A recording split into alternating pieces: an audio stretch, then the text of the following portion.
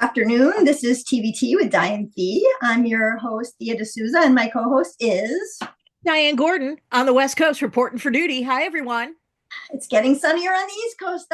Soon we'll be right up to your weather, and then it'll be sweltering hot. We are having a lovely spring. Some days we're getting some cloudy days too, but honest to God, I love it. It's really wonderful. It's really wonderful. Very lucky here. Well, I'm heading out there on Sunday to see a few friends. I'm staying in Palm Springs at my friend's house. She has a pool, and my kids will love it. And by the way, Brandy Glanville and Erica Rose from The Bachelor just stayed at this exact house like 2 weeks ago. Oh my gosh, it's celebrity anointed. I know. So I'm hoping I'll get some good stories from my friend. Um, If the walls had ears. yes, and I can't wait to come out. Thea, what are we doing today? Okay, it was a great week of TV. I've seen some things that I loved and things I hated. Let's get right into it. My favorite show right now that I'm just diving into is Black Mirror on Netflix. Have you seen it, the season 7? Do you know what? Like these episodes scare me so much that first of all, like I don't want to pick up my phone after I watch one because I Right. get so spooked by them. I think it's a brilliant, brilliant show, and I was really excited that there's a new season. I've seen, I think, 4 of the new episodes. I haven't seen all of them yet. I'm making my way through them slowly. That's a show I cannot binge because I get too terrified and then I have to watch something else. No, I totally agree. I've only seen 2 episodes, but I love them both. I saw the Oh, first episode, Common People, with oh, Rashida Jones, amazing. my favorite. Rashida Jones and Chris O'Dowd. I love Chris O'Dowd so much. I would just like cry it to everyone. I think he's so wonderful. And Rashida Jones is always great. And what a great story. I mean, the fact that Netflix put this on their platform when it essentially criticizes the very Yes. business model of Netflix is But amazing. but that there was also an episode last season that did that as well. Right. They're So they're they're poking fun at themselves. They understand, but essentially, you have to watch the episode. I want to give it away, but this is sci-fi. This is attacking all of the things that are making our society difficult right now in a really, really heartwarming, just heartbreaking way. well, And I'm it's loving it. also about how tech is really screwing with our lives It's and screwing. how tech becomes very invasive and worms its way very deep into our lives. So we have to be really careful how we use the tech, basically. Which other one did you watch? Did you watch Bet Noir with No, the the only other one I've seen because they are as well, they really affect me, is Eulogy with Paul Giamatti. Oh, I heard that's great. It's amazing. It really it reminds me of the bottle episode they had with the 2 girls in the 80s that had a lesbian relationship. Remember that one from season? Yes, that was It beautiful. reminds me. It's beautiful. It's like a love story. It's gorgeously filmed. You feel like you're watching a movie. And then of course it has its own little warnings about society and warnings about the trappings of love and all that. But it's great. It is really, really, really, really special. Stays I'll with watch, you. I'll watch that one next. Thank you. Paul Giamatti, I mean, oh my gosh, he just gives the performance of a lifetime, if you ask me. And I know he's given a lot of great performances, so I don't say that lightly, but I loved it. Okay, so the Black Mirror I'm loving. Now we have to get to the studio because, of course, this is my time to shine, Di. It really is. And I feel like I don't want to clam up. I am part of this show, but oh my God, this was very I of course I thought of Thea as I was watching this week's episode, but and before you launch into your story, which is great, I want to give a shout out to Ike Barinholtz because he was absolutely stellar in this episode. Episode title is The War, and it has Sal, who is the number 2 executive at the studio, clashing with Chase Suey Wonders. He calls her a D girl derogatorily. Now, Thea, It's a pejorative term. I know So I hand it to you though. Tell you you have so many fabulous girl I stories. love Ike's performance. It was amazing because he really does a great job of walking the fine line between being like a psychotic, crazy, film executive, but also being this sweet, kind of dorky guy that never really probably got girls in high school. Like he definitely walks that line. I mean, you do want to give him a big hug and punch him in the face at the same time. Yes, yes, and It's also he does a great thing where he feels threatened by Quinn. And that's why he's not helping her because he feels like he's in that vaunted position now and he doesn't want to give her props for all her hard work. Well, because there's like so much never gave him imposter. props. There's so much imposter syndrome in Hollywood, right? Because you are when you So become, true. especially when you become an executive like Ike's character, because Yes. you're thrown expense accounts and fancy parking spots and all this, and you're just like, what? Like I took like a film class like 7 years. I just got lucky. I knew the right people. I'm cool, or whatever it is. So I think there's a lot of that going on. He knows he probably doesn't truly maybe deserve his job. And here comes this little intrepid D girl who, is young and probably does have an education in film. And is a woman. And yes, she does, because she says, I went to film school. I've seen a lot Mhm. more movies than you. Yeah. Right. Right. Well, yeah. So this job, so on the studio this week, they tackled the idea of a D girl better than The Sopranos did, by the way. The only other time the term D girl has been brought into pop culture canon was on an episode of The Sopranos called D girl. And that is what I used to do in Hollywood. So basically, it's a junior level executive in Hollywood whose job it is to find projects for their producer bosses and work on existing projects.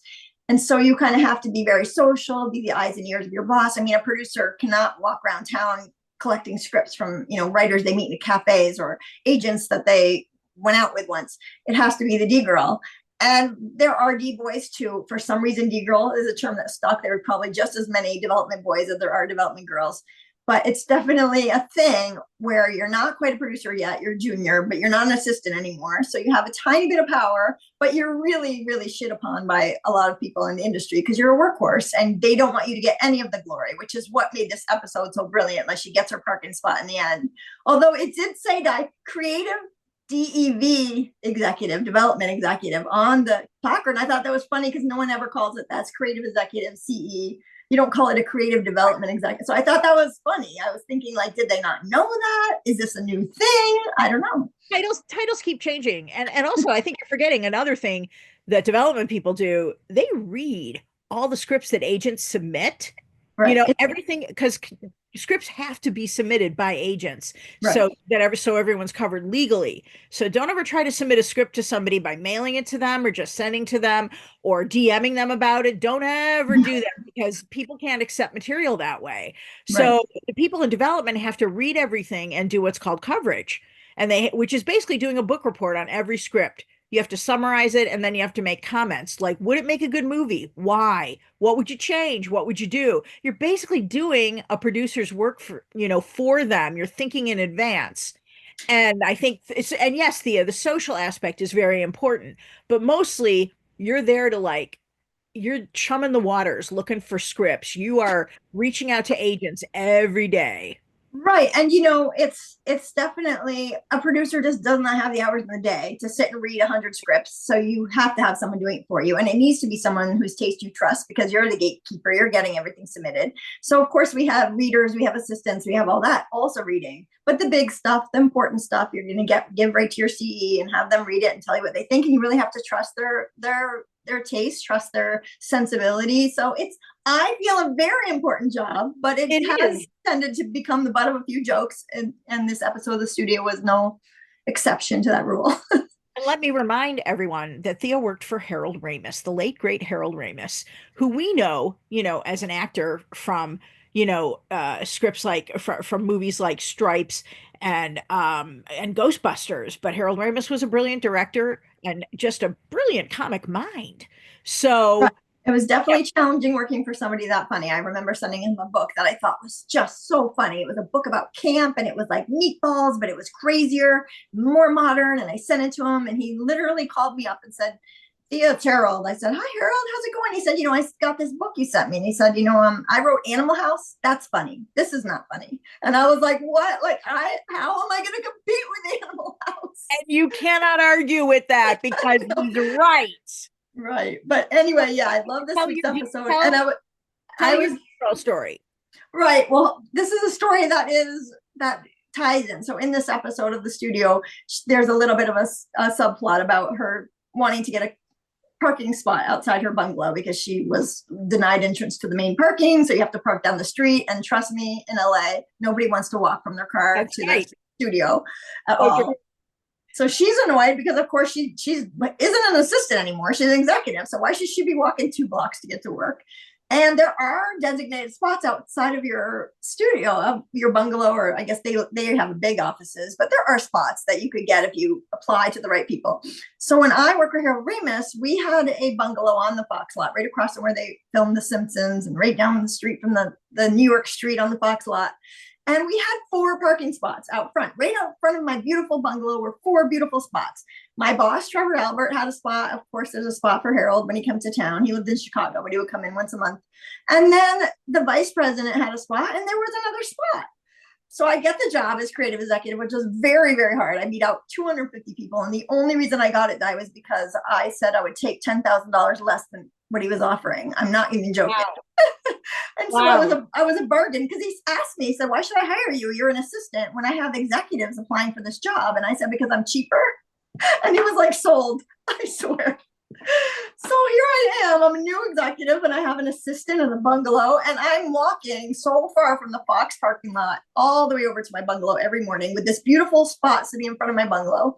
And I actually started getting, I would have this huge canvas bag full of scripts that I would put on my side right before everything was digital, right? So we didn't have it all on email. It was all in my bag.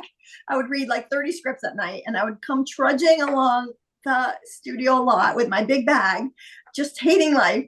And I was begging for this extra spot in front of our bungalow. And then one day my legs, and this, as you know, Di, became a big thing. My legs started falling asleep in the middle of the parking lot. So I would sit there with my script bag, rolling calls to my assistant, not able to move. And I had no idea yet. Come to find out later in life, it was multiple sclerosis, but I didn't know. So I'm going to my boss. I'm begging him. I said, I can't get across the lot. Like, please, can I have this spot? And I swear to you, Di, never gave me that spot. Although I did realize one day what it was. I remember I was having a meeting with Ben Affleck and Matt Damon. They were coming in to pitch something, and they pulled up into that spot in their little blue convertible and jumped out of the car. And I thought, okay, maybe they need this spot for like real celebrities and not me. Visitors. But I was so bitter every day. So I really felt for Chase Sui Wonder, her whole entire storyline with trying to get that spot. And at the end, of course, of the episode, she gets it. And I'm rooting for the D girl in that thing. I thought it was also great in the episode how, you know, Quinn kind of thought for a minute about going to HR about the whole thing, and then realized that part of her job is she's got to learn to sort of advocate for herself, and whatever bargaining that includes, you know, you make, what do? You make a deal. And that's what every job in Hollywood is about. You make a deal. Well, it reminded me of another amazing show on TV right now, Hacks, wherein the pupil becomes the teacher, right? So now we have Jean Smart to her Ava, one-time assistant protege has no, Ava wasn't her assistant. Oh, she was her writer. Ava was a freelance writer. Right. But not equal. And she remains a writer, but now she's the head writer of a late night show, which is a very different job. Right. Well, she famously blackmailed her way into this job in such a manner that made her boss not like her, but also, as we're seeing at the end of the studio episode, also probably make them respect her a little bit. Like, okay, you have hustle. You are learning the ropes. Hacks is very observant, not only about comedy, but just about the business of show business, and very, very savvy. And also, you know, it has this really wonderful dynamic between these two women. And the thing is, Deborah really enjoys her power and using it. But what I find fascinating about this season, and the studio is very much kind of about the same thing, is about be careful what you wish for, because you might get it. Like Matt Ricknick finally gets the top job at the studio, and it doesn't turn out to be what he thinks it's going to be. Deborah Vance finally gets a late night show on TV, and then she is literally riddled with fear. Right.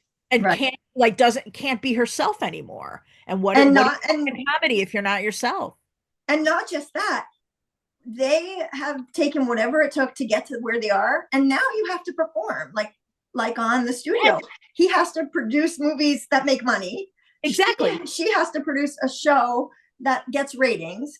And they are both probably in their own way artists that now have to become corporate business executives. So it's such a cool juxtaposition. We found that in Hollywood too. I was like, wow, we are a business, but we're all like at heart film lovers and artists, a lot of us.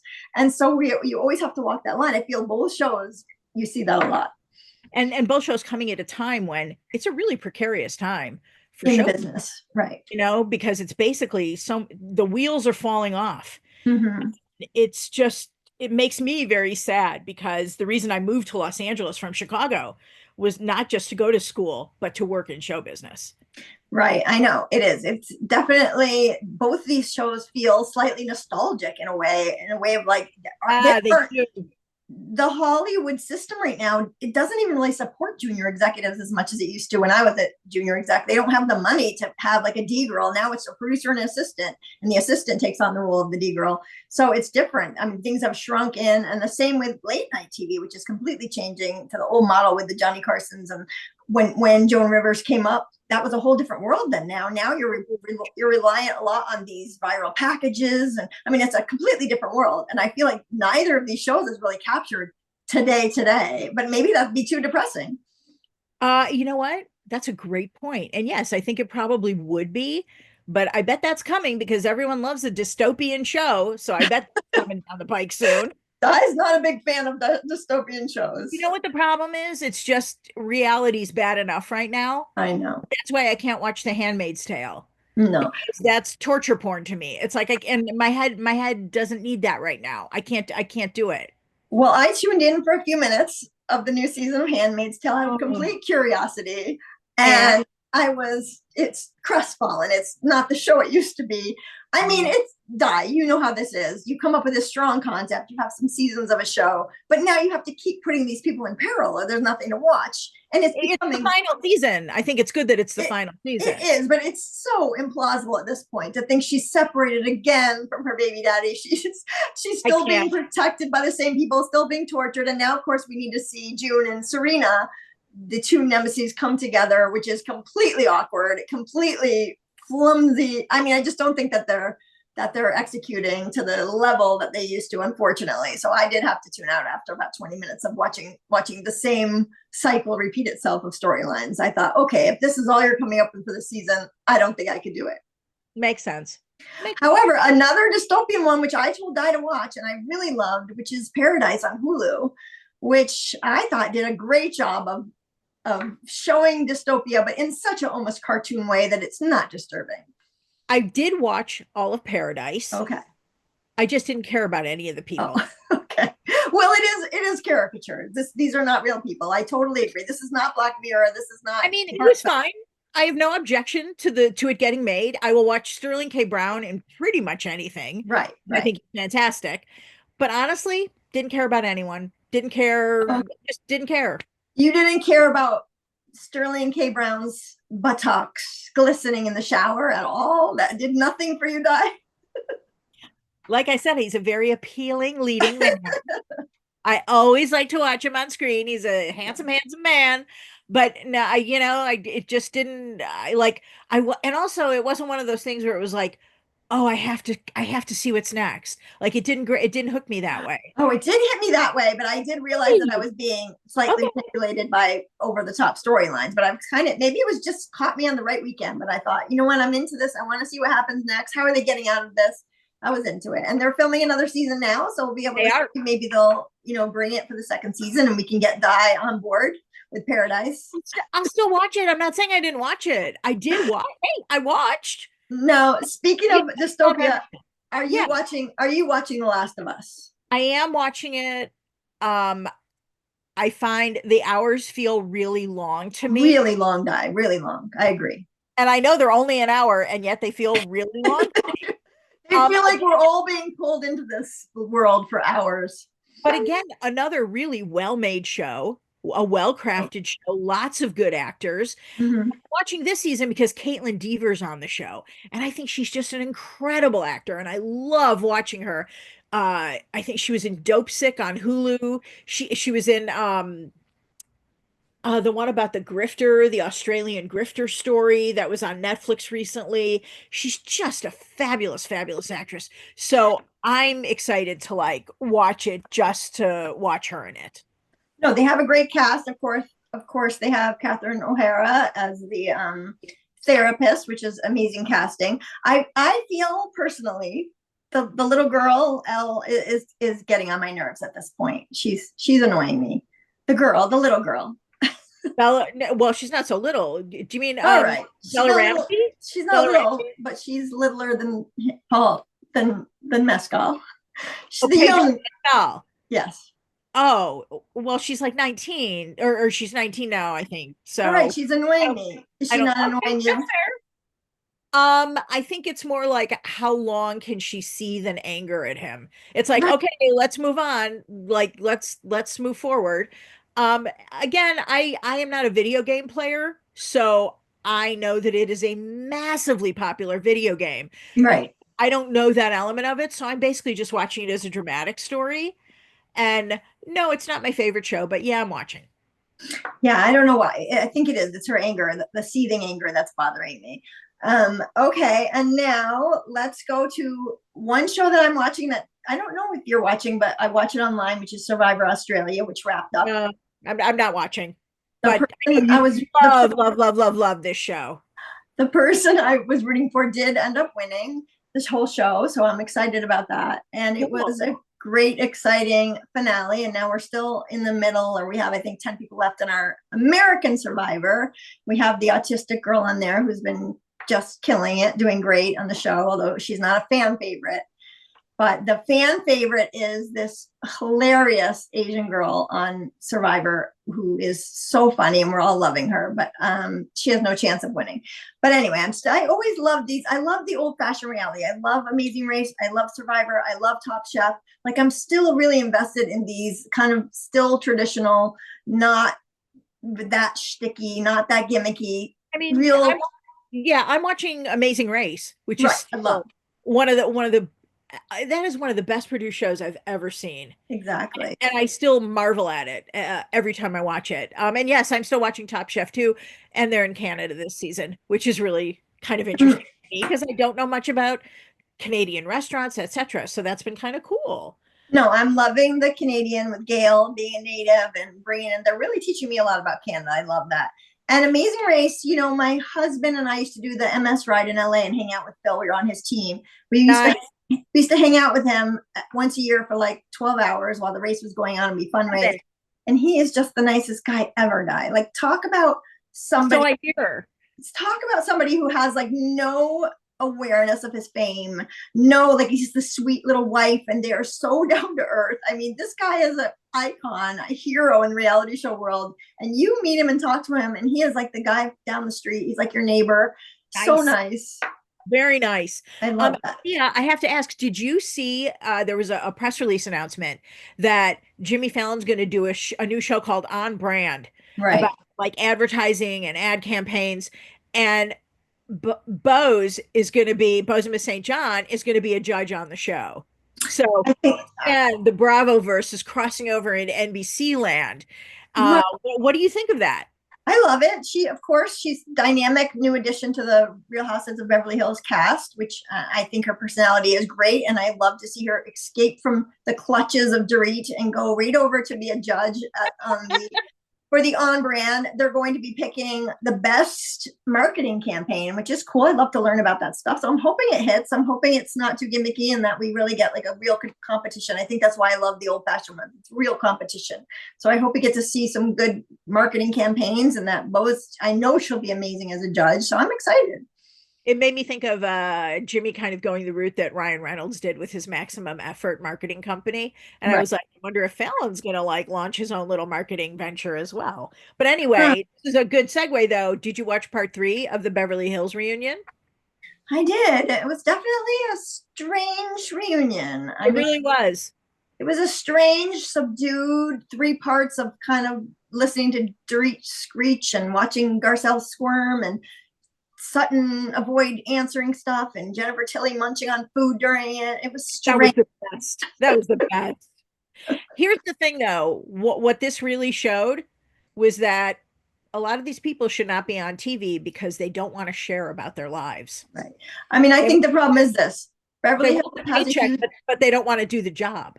right, and Beverly Hills has a huge fan base. It's one of the top rated franchises And I think they feel like they're on there and they don't need to, right? The show is the show. They're in Beverly Hills and we all just get the crumbs that they give us. They're not starting out, they're not Salt Lake City where the women feel like they have to deliver drama every season. They feel like we're gracing you with our presence and we don't have to tell you anything about ourselves. And it is getting very, very, very annoying. Although it's still top rated. They still had almost 1 million viewers on the part 3 of the reunion. I'm shocked. I'm shocked. And I know, you are always kind of, defending Kyle, but I honestly think no. I think what Kyle needs most is time away from the cameras because Kyle's really trying to figure out her life. Right. And Kyle is not ready to do that on television. And I don't think she should be forced to, by the way. No. This conversation, nobody should ever be, whatever her relationship is with the singer, with Morgan, live and be well. But I think she needs to do that away from the cameras because they've let her control Beverly Hills way too tightly. And it's to the detriment of the show. So as a fan, that's just my humble opinion. I agree with you. However, I will sadly have to report to you that she's probably not going anywhere and it'll still be the kind of show. And their ratings will likely slip unless they can come up with some really, really amazing new people because everybody's tired of Kyle. Everybody's tired of Dorit. Everybody's tired of Sutton.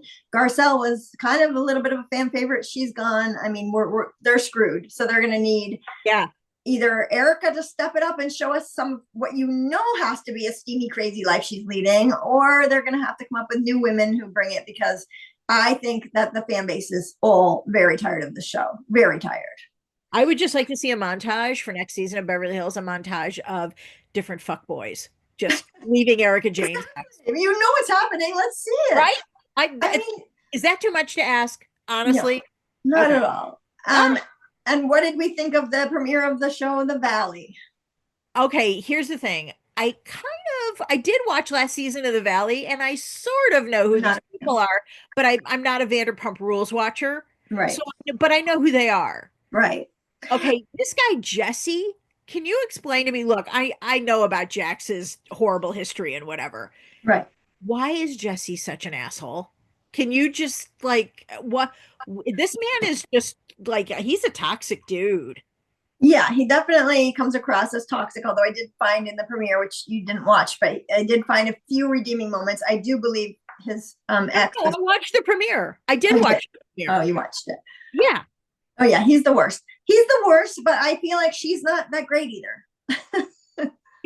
But Thea, remember, they're getting divorced. Right. So I understand that, first of all, he's jealous that she found someone to date. Right. Also, yeah, he has harsh feelings for her because they're getting divorced. Right. I know. You have to separate that, especially when you have a kid, and he doesn't do that. Well, I think one of the biggest problems with The Valley, although I do think it's riveting reality television, is that a lot of the people on that show are not very appealing, are not very maybe upstanding moral. I think that we have a lot of hot messes on that show, which is making for good TV. However, I do think eventually that's going to get old with people because you do feel like you're watching it like this, like, what are these people going to do next? But it's cringy because you think to yourself, I don't think they're all making the best choices. There's children involved, these icky divorces. So it's like you're watching it, but you're kind of like feeling bad at yourself for watching it. So I don't know. I'm still in. I'll still watch the season. I'm sad that we know a lot already of what's going on because these people cannot shut their mouths. They go on every podcast and they tweet everything out.